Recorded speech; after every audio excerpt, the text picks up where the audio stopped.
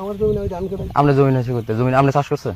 না বাইন আপনি দিছেন? না আর ওষুধ আপনি দিছেন? না, তাহলে আপনার ধান হইলো করতে? আমার মাকসুদ মিয়া অর্ডার দিছে, ধান ধান। মাকসুদ মিয়া অর্ডার দিছে? মাকসুদ মিয়া, মনু মিয়া, হ্যাঁ মিন্টু চেয়ারম্যান, হ্যাঁ সাদাত ফড়ারি, হ্যাঁ, ফিরোজ ডাক্তার, সবাই অর্ডার দিছে আপনার ধান কাটতো?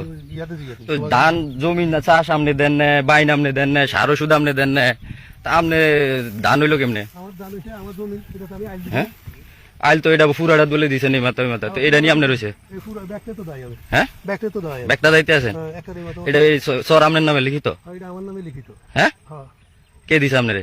আমারে তোরে কে দিছে? হ্যাঁ, তোরে দিছে কে? আপনারে দিছে কে? আমারে দিছে, আমার ক্ষমতা আমি দিছি। হ্যাঁ, আমার ক্ষমতা আমি দিছি। তাহলে আপনি ক্ষমতা প্রয়োগ করেন? হ্যাঁ, আমি ক্ষমতা ভোগ করছি। আপনি দেশের সবচেয়ে বড় রাজনীতিবিদ, হ্যাঁ, রাজনীতি। নেতাকে উর্ফে নেতাকে মারও গেলেন। হ্যাঁ, উর্ফে, ঠিক। সোনাপুরের উপরস্থ নেতৃবৃন্দ আপনারা শুনেন, এই যে কিছু লোকের মুখের বক্তব্য, এই যে শহীদ ফাটারি শুধু এটা না, এই পুরা লেস কি 8-10টা জমি, পুরা জমি ধানগুলি লুটতরাজ করে নিয়ে যাইতেছে বিভিন্ন জায়গা থেকে ক্যাডার বাইনে না। এই যে উনি হয়েছেন এই শহীদ ফাটারি, হ্যাঁ, কেডা কে? আপনারা